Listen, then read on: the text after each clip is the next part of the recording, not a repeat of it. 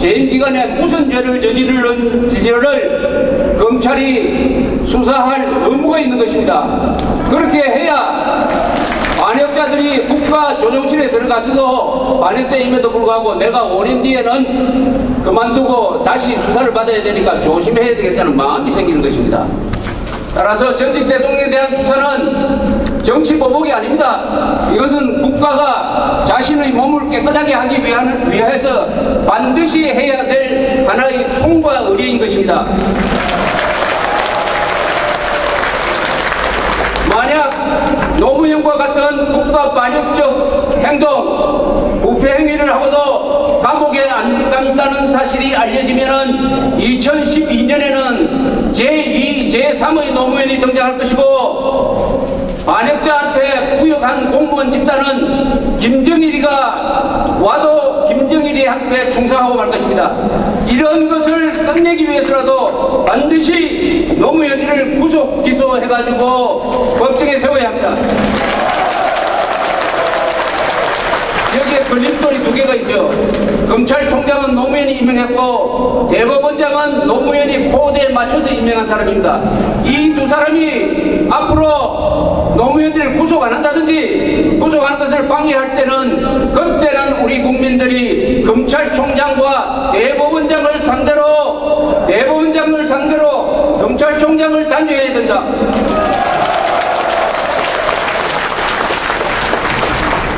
또 너무 많이 아는 척하는 사람들이 이야기합니다.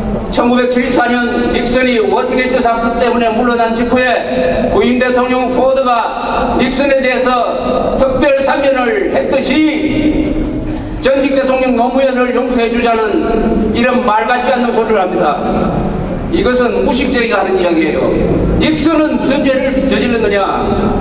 민주당 사무소에 대한 도청을 지시하지도 않았습니다. 다만 도청을 수사하는 것을 방해했을 뿐입니다. 그런 사람과 당군 이래 최대의 국가 반역적 범죄를 저지르고도 자신이 가장 개혁적이고 가장 민주적인 지도자라고 자칭했고 대한민국 그 자체인 보수청을 향해서 변론, 헌법을 향해서 그놈 국군을 인생시키는 곳이라고 악담한 저 이야기가 아니고 우리 이철성 총재의 말에 의하면은 상놈의 정권 그것을 용서하는 것과 같지 않습니다. 닉슨과 노무현은 다른 사람이에요. 닉슨은 위대한 방공부사고 노무현은 악랄한 내국자입니다. 이완영보다 한 100배쯤 잘못했어요. 세상이 바뀌었는데 일제시대가 끝나고 개방이 됐으면은 친일 분자를 청산했어야 했습니다. 좌파 정권이 끝나고 우파 정권이 들어섰으면은 반헌법적인 짓을 한 자, 반국가적인 짓을 한 자, 이적 행위를 하는 자를 처단하는 것은 친일파를 처단하는 것과 똑같은 차원에서 국가적 일인 것입니다. 의무인 것입니다. 이것을 지금 용감한 검사들이 나서서 착수하려고 하는데 이것을 방해하려고 하는 자들이 소위 보수층에서 나오고 있습니다. 언론기관에서도 나오고 있어요. 학자들도 그런 이야기합니다. 글 쓰는 사람과 말하는 사람은 법에 걸리지 않는 이야기는 무슨 이야기를 할 자유가 있습니다. 노무현을 불구속 수사하라고 주장할 자유가 있습니다. 반면에 그 이야기를 듣는 화가 난 우리 국민들은 그런 주장을 하는 신문과 방송에 대해서 응징할 자유가 있습니다. 불매운동을 하고 시청하지 않을 자유가 있는 것입니다. 여러분, 어중간한 단죄는 안 하는 것이 낫습니다. 대한민국을 이 지경으로 만든 노무현을 구속할 수 없는 검찰, 대법원, 판사들, 영장 담당 검사들 또는 여당, 집권당, 보수 언론이라면은 어떻게 핵과 미사일로 무장한 김정일과 대결해가지고 우리 국민들을 지킬 수 있겠습니까? 노무현을 단죄하지 못하는 자가 민주주의와 맞서서 대한민국의 안정과 자유와 번영을 지킬 수 있겠습니까? 있습니까? 따라서 우리는 이렇게 의심할 권리가 있습니다. 지금 노무현을 봐주자, 노무현을 불구속하자, 아예 전직 대통령에 대해서는 사면해버리자라고 주장하는 사람, 그런 정치인, 언론인, 그 사람들은 노무현에 의해서 무슨 약점 잡힌 것이 아니냐라고 의심할 권한이 있는 것입니다.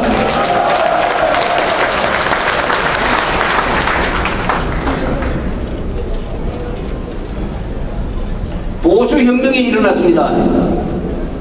2007년 12월 19일 날 대한민국에서 보수혁명이 일어났습니다. 좌익 권력을 쿠데타를 하지 않고 총도 쏘지 않고 투표장에서 우리 애국 인사들이 민주주의적 방식으로 정권을 탈환을 했습니다. 그게 보수혁명이었습니다. 다 이긴 게임이었습니다. 그런데 1년 동안, 지난 1년 동안 왜 이렇게 보수 정권이 힘이 없어가지고 우리 애국 시민들이 혈압이 올랐느냐? 왜 다 이긴 게임을 9회 말에 가가지고 이렇게 다 놓치고 있느냐? 이렇게 화를 내오던 차에 하늘이 내린 기회가 바로 노무현에 대한 각종 부정부패가 튀어나온 것입니다. 여러분, 생계형 범죄가 뭔지 아시죠? 생계형 범죄는 배가 고파서 빵을 훔치는 것입니다. 장발장이, 레미제라블의 주인공 장발장이 촛대를 훔친 것이 그게 생계형 범죄입니다. 노무현이는 청와대에서 굶었습니까? 600만 달러와 1억짜리 시계가 생계형 범죄입니까?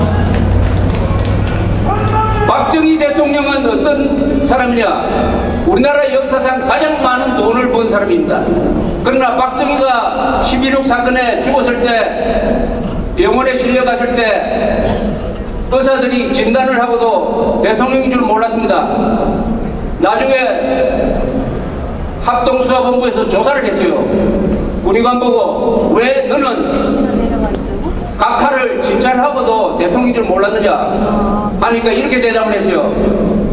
진단을 해보니까, 옷을 벗겨보니까 혁대는 오래 써가지고 허옇게 헤어져 있었다. 넥타이 피는 몇 개가 벗어져 있었다. 시계는 허름한 세이코 시계였다. 그래서 대통령인 줄 몰랐습니다라고 이야기를 했어요. 그 박정희 대통령이 청와대에서 국수를 먹었습니다. 이 사람이 무슨 돈을 받았다 하면 이것은 생계형 범죄가 돼요. 그러나 노무현이는 보도에 의하면 1억짜리 아파트를 손목에 차고 다니는 사람입니다. 600만 달러의 사나이예요. 이 사람이 생계형 범죄였다고 하면은, 지금 감옥에 들어가 있는 약 6만 명의 재소자 중에서 한 10,000명만 제외하고 5만 명은 다 석방해야 됩니다.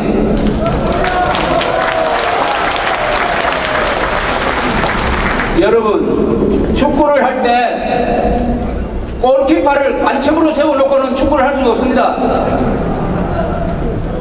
대한민국은 북한 정권과 지금 전투 중입니다. 교전 중입니다.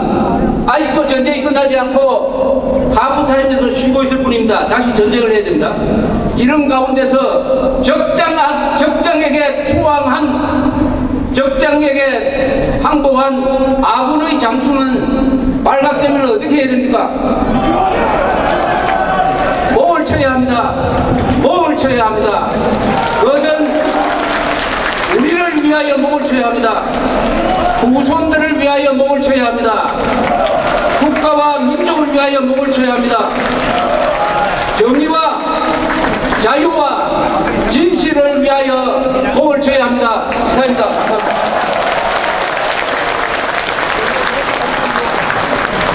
정의와 자유와 진실을